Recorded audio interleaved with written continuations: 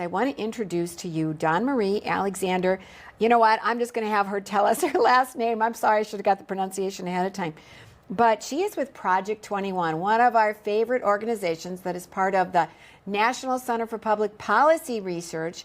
And DawnMarie, you are very active in pro-life, but you go deeper than just abortion, and you go to the kind of behaviors that end up leading to abortion to begin with.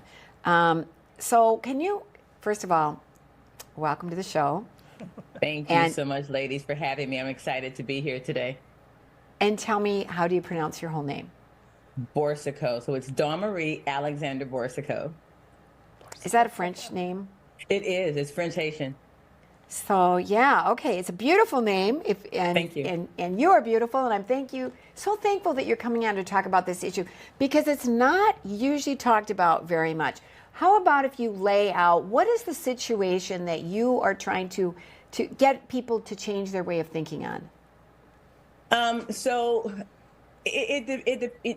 Gosh, that's a loaded question, because when you're talking to people about different issues or situations that they're going through, you really have to go back to the person and find out, where's your motivation? You know, what's going on inside, because everybody thinks differently. So when we look at the issues of abortion, we have to go back and look at, you know, self-esteem, self-worth, you know, why are you putting yourself in that situation? We really have to begin to change the narrative of how women see themselves and how men see women. And it's not just an object. There's a purpose for the way we do things. There's an order of the way that we do things also.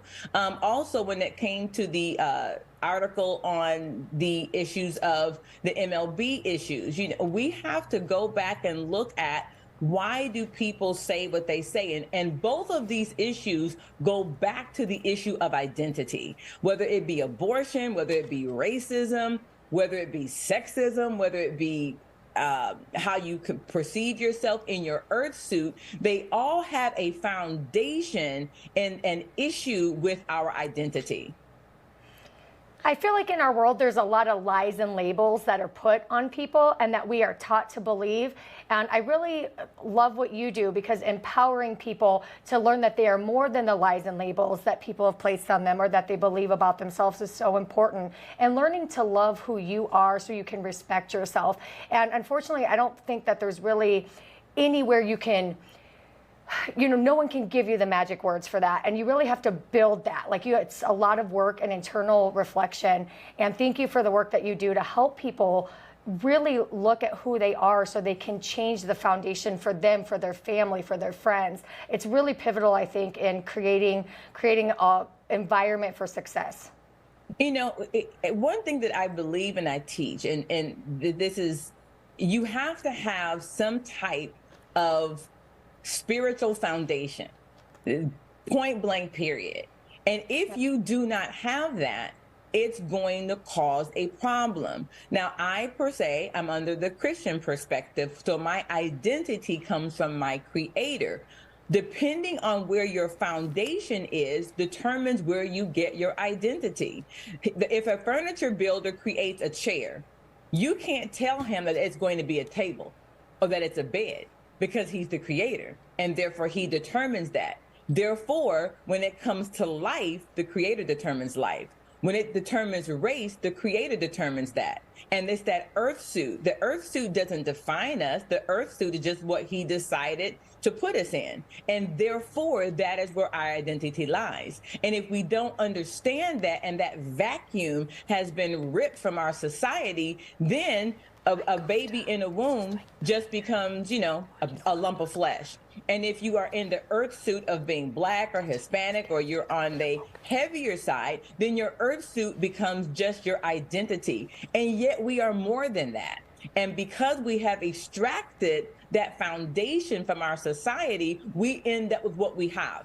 We end up with the abortion being just, it's abortion, it's murder. I don't care what other lipstick you want to put on a pig, it is what it is. But because we have desensitized people to the quality of life and the purpose of life and how it was designed to be created, you have a mess. when you take the identity out or the vacuum out of society, then race becomes the end all and be all. And therefore, we can either elevate it to the point of being an idol, or we can vilify it. So we have to get back to some sense of foundation in who we are based on why we were created in the first place as people. So you talk a lot about if you want the best chance for success, for either for children or for women when they're getting married, it's waiting to have children until after you're married. But there's so much going on. If everybody thinks they can just have sex and it doesn't matter with no consequences, there's going to be pregnancies and then you're going to have abortions, right? And so it's like we need to go way back, and people are afraid to. They get all squeamish. Even people that are pro-life are like, wait a minute.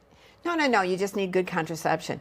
And you're saying, no, you need to wrap your head around some different realities. Mm-hmm. And that if this is how you treat yourself, and I think it's basically what you're saying, if this is how you treat yourself, that you can just go ahead and have sex outside of marriage with whoever, there's going to be consequences that in the end are not good for you, they're not good for society, and for any future children you might have, right? Look, I don't walk around unscathed. I've been down that road. I'm not proud of it, but I've been down that road. Therefore, I understand the pains of it on both sides. And I can say, nay, don't do that. It's not what society says. It has ramifications. And if you're going to do it, you have to own it. Don't make an excuse for it.